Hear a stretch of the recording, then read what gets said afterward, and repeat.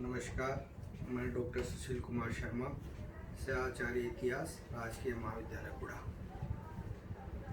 कल के अपने व्याख्यान में हमने धन की निकासी के सिद्धांत के संबंध में पूरी तरह से समझने का प्रयास किया कि ब्रिटिश ईस्ट इंडिया कंपनी के द्वारा किस प्रकार से यहाँ से धन का विदोहन किया गया। उसमें कल मैंने आपको बताया कि इस धन विदोहन की प्रक्रिया में उन्होंने कोई भी ऐसा स्रोत नहीं छोड़ा जिससे कि वह धन को विदोहित न कर सके, धन को यहाँ से न निकाल सके। सबसे बड़ी चीज़ अपने उस समय कल के व्याख्यान में चर्चा करी थी कि भू राजस्व पद्धतियाँ, जिसमें मैंने आपको बताया था 3 पद्धतियों के माध्यम से ये रेवेन्यू प्राप्त किया करते थे। लैंड रेवेन्यू सिस्टम के लिए 3 पद्धतियाँ इन्होंने अपनाई। पहली थी स्थायी बंदोबस्त। इसके अंदर ब्रिटिश सरकार के अधीन शासित भारत का 51% हिस्सा आता था, यानी कि 51% हिस्से के ऊपर स्थायी बंदोबस्त व्यवस्था के माध्यम से कर लिया जाता था। यहाँ पर मैं एक चीज़ आपको विस्तार से बताना चाहूँगा कि इस व्यवस्थाओं के अंतर्गत अंग्रेजों के द्वारा एक वर्ग का उदय किया गया, और वह वर्ग कौन सा था?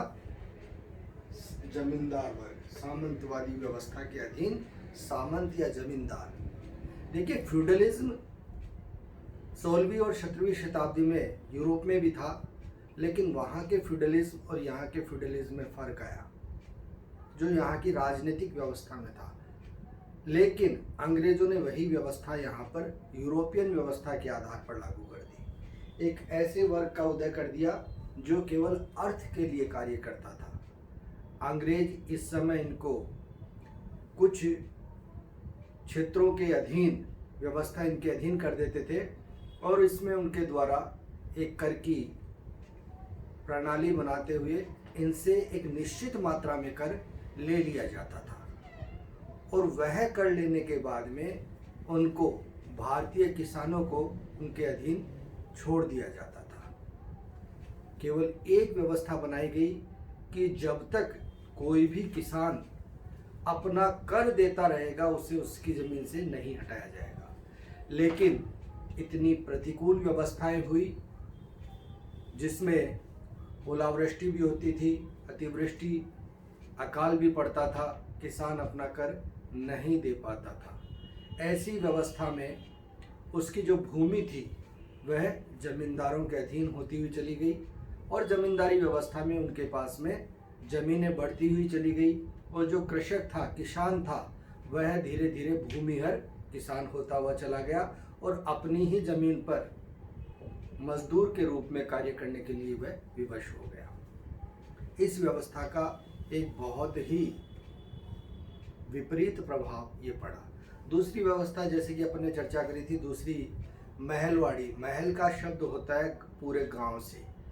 तो जो इस समय गंगा, यमुना, पंजाब, मध्य प्रदेश, जहाँ पर कि डेल्टा के मुहाने थे, बहुत अच्छी एग्रीकल्चर होती थी, उस क्षेत्र से उनके द्वारा कर लिया गया। पूरे गांव को उसके लिए कर देने के लिए एक व्यक्ति भी वहाँ नंबरदार के नाम से नियुक्त किया गया जो कि इस व्यवस्था को करता था।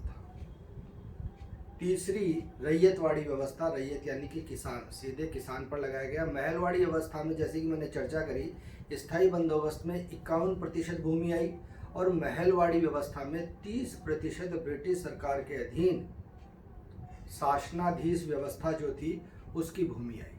और जो अपन तीसरी व्यवस्था रैयतवाड़ी, रैयत का अर्थ होता है किसान, किसान पर सीधा कर लगाया गया, इसके अधीन 19% भूमि आई। इस प्रकार से इनका विभाजन हुआ, और इसके अंदर ज़्यादा से ज़्यादा कर संग्रहित करके अंग्रेज़ों के द्वारा लिया गया।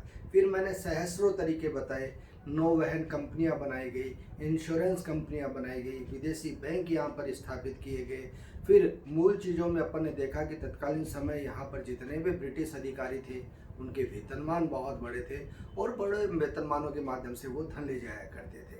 तीसरा मैंने बताया कि यहाँ पर तत्कालीन समय राजनीतिक व्यवस्था की जो विच्छिन्नता थी, और 1757 और 1764 प्लासी और बक्सर के बाद में तो कंपनी ने लूट का युग प्रारंभ कर दिया। वो व्यक्तिगत नजराना लेने में, व्यक्तिगत उपहार लेने में भी पीछे नहीं हटते थे।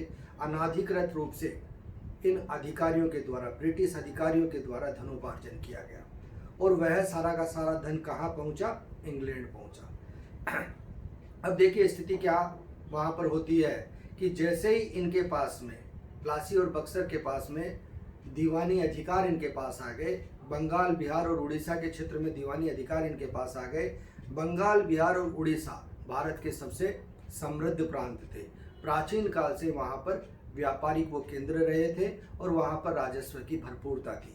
वहाँ से उन्होंने पूरा धन एकत्रित किया और उस धन को भी इनके द्वारा अलग अलग रूपों में निकाला गया। इसी समय इनके द्वारा जितनी भी मंडियाँ थी, जो कि ज़्यादातर उन्हीं क्षेत्रों में थी, उन पर भी उनके द्वारा एकाधिकार स्थापित कर लिया गया। एक के बाद एक सोर्सेज के माध्यम से उन्होंने लिया। अब अपन यहाँ पर इसको एलिब्रेट करते हैं, इसको आगे बढ़ाते हैं। उसमें अपन देखते हैं कि सबसे बड़ी जो इन्होंने अपनी ताकत के बल पर और इस चीज़ के अंदर दिन प्रतिदिन जो व्यवस्थाओं को आगे बढ़ाया, उसमें किस प्रकार से इन्होंने धन का वितरण किया।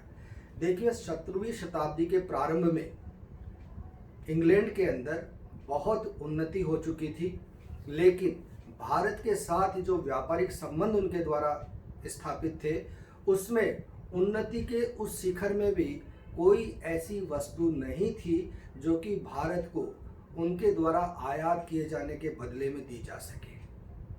ऐसी स्थिति में उनके द्वारा सोने चांदी की धातुएं भारत को दी जाती थी और यह इंग्लैंड को कतई पसंद नहीं आ रहा था। अब वो धीरे धीरे ऐसी व्यवस्थाएं लाना चाहता था कि वह यहाँ से सब कुछ ले जाए, लेकिन उसके बदले में उसको कुछ भी ना दे। शक्ति इनके पास थी। इन्होंने अपने बल के ऊपर किस प्रकार से यहाँ पर एक बड़े विद्रोहन का कार्य किया, वो मैं अब आपको बताता हूँ। देखिए यहाँ पर इन्होंने अपने शक्ति के बल पर जो रॉ मटेरियल था, कच्चा माल, वह यहाँ से परचेज किया। 1 रुपए की कोस्टिंग का माल इनके द्वारा कितने में लिया गया? अपने ताकत के बल पर 25 पैसे में। इसकी लागत मूल्य क्या थी? 1 रुपए। अब देखिए 1 रुपए का जो यहाँ के किसान थे, कृषक थे, उनसे कच्चा माल इनके द्वारा लिया गया अपने ताकत के बल पर 25 पैसे में। इसको ये कहाँ ले गए? इंग्लैंड। और इंग्लैंड में इसके द्वारा क्या किया गया? इसे यहाँ पर फिनिश्ड गुड्स के रूप में बनाया। कच्चा माल ले जा करके और यहाँ पर इनके द्वारा तैयार किया गया। अब यहाँ पर तैयार करने के बाद में अब देखिए सारी की सारी व्यवस्था क्या है कि लेबर भी कहाँ मिल रही है? इंग्लैंड के अंदर मिल रही है। वहाँ पर इसको तैयार किया। अब मान लीजिए इसको तैयार करने में इनके 75 पैसे लगे। अब टोटल मूल्य हो गया इसका 1 रुपए। अब इस फिनिश्ड गुड्स को, तैयार गुड्स को वो कहाँ पर बेचे? उसके लिए भारत उनके पास सबसे बड़ी मंडी थी, भारत सबसे बड़ा उपनिवेश था। यही माल वापस आ गया इंडिया में और ये कितने रुपए में बिका? 5 रुपए में। अब देखिए आप 25 पैसे की कॉस्टिंग के ऊपर जो माल लिया, जिसकी वैल्यू 1 रुपए होती, और उसको फिनिश्ड गुड्स भी इंग्लैंड में बनाया और वापस बेचा भी कहाँ ला करके? भारत में। ऐसे में इंग्लैंड के खाते में कितने गए? 4 रुपए 75 पैसे। ये एक इतना बड़ा अमाउंट था, इतना बड़ा पैसा था, जो कि इस चक्र के रूप में पूरा का पूरा वहाँ पर इंग्लैंड पहुँचा।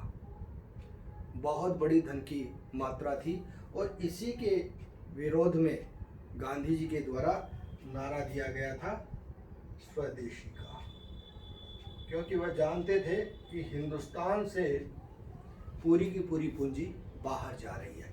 अब जब यह विपुल मात्रा में धन बाहर निकल गया तो इस धन के बाहर निकलने के बाद में अब अंग्रेजों ने कहा कि हम पुनरुद्धार करेंगे भारत का, और भारत के पुनरुद्धार के लिए पैसा करेंगे। तो यह जो विपुल मात्रा में धन गया था, यही धन भारत को वापस दिया गया ऋण के रूप में, लोन के रूप में। भारत को अपने पैसे पर ही ब्याज देना पड़ा। यह एक ऐसी व्यवस्था थी जिसके दुष्चक्र में भारत पूरी तरह आ चुका था। जितने भी उसने पुनरुद्धार के कार्य किए, उनके पीछे भी सारी की सारी व्यवस्था उनके द्वारा इन क्षेत्रों में अपने अधिकार स्थापित करने थे। एक या दो एग्जाम्पल्स आपको दे करके इसको पूर्णता दूंगा। जैसे कि राजस्थान में तत्कालीन समय नमक का उत्पादन बहुत ज़्यादा होता था, अफीम की खेती बहुत होती थी। तो उन्होंने तत्कालीन समय यह व्यवस्था बनाई कि हम यहाँ पर रेलवे की लाइन, रेलवे की पटरियाँ बिछाएंगे, रेलवे लाइन लाएंगे, पुनरुद्धार करेंगे। लेकिन उसके पीछे भी उनका पूरा मानस यही था, और उन्होंने उन्हीं क्षेत्रों में रेलवे लाइन बिछाई जहाँ पर कि नमक का उत्पादन होता था। हरकारों का बहुत बड़ा व्यवसाय था। यहाँ से दक्षिण तक में नमक जाता था। 3-3 महीने हरकारों की 300-300 गाड़ियाँ एक साथ चला करती थी, बैलगाड़ियाँ चला करती थी। उनको सारे व्यापार को, लघु कुटीर उद्योग धंधों को इनके द्वारा समाप्त कर दिया गया, और सारे के सारे नमक के जो केंद्र थे उन पर एकाधिकार कर दिया गया। नमक के ज़्यादातर केंद्र जयपुर और जोधपुर के राजघरानों के अधीन थे। उन पर अपना आधिपत्य जमा लिया गया, राजाओं के साथ संधियां कर ली गई, और एक के बाद एक पूरे नमक पर इनका एकाधिकार हो गया। और यहाँ से वो बोगियों के अंदर भर के नमक ले जाते थे। वस्तु स्थिति व्यवस्था ये हुई कि जो राजा उसके मालिक थे, उन्हें भी नमक लेने के लिए इन अंग्रेजों को पूरा का पूरा कर देना पड़ा। और उसके बाद में स्थिति इतनी विकराल हो गई कि जो एक अपन ने आंकलन किया था 1757 से 1857 के बीच में, वहाँ 1857 में एक देखिए बहुत बड़ा परिवर्तन आता है। ब्रिटिश ईस्ट इंडिया कंपनी का शासन जब से वो आए और यहाँ तक रहा, 1857 की क्रांति के बाद में यह शासन परिवर्तित हो जाता है, और जो भारत एक उपनिवेश बन गया था उसका सीधा का सीधा शासन अंग्रेजी सत्ता के अधीन आ जाता है। अंग्रेज की जो सीनेट थी उसमें एक भारत सरकार मंत्री बना दिया जाता है, और वह भारत सरकार मंत्री भारत के अधीन जितने भी नियम कायदे बनाए जाते हैं उनमें अपनी व्यवस्था देता है। और यहाँ पर तत्कालीन समय जो वायसराय था, वह वायसराय और भारत सरकार मंत्री बन करके नियम कायदे जो भी धार्मिक, सामाजिक, आर्थिक या राजनीतिक क्षेत्र में हुआ करते थे उनको लेते थे। अब मैं आपको यहाँ बताऊँगा कि तत्कालीन समय गृह व्यय की क्या व्यवस्था थी। देखिए, गृह व्यय में अपन एक हल्का सा यहाँ आंकलन देखिए। 1857 की जो अपन ने बात की, 1857 से पहले ये 10 से 13% था। 1857 के बाद में इसमें लगातार बहुत ज़्यादा वृद्धि हुई। 1857 से 1901 के बीच में ये लगभग 24% हो गया, और 1920 से 21 में यह केंद्रीय सरकार के राजस्व का 40% हिस्सा ये बन गया था। तो ये इतनी विपुल मात्रा में धन का विदोहन यहाँ से हुआ, और भारत की आर्थिक स्थिति दिन प्रतिदिन खराब होती हुई चली गई।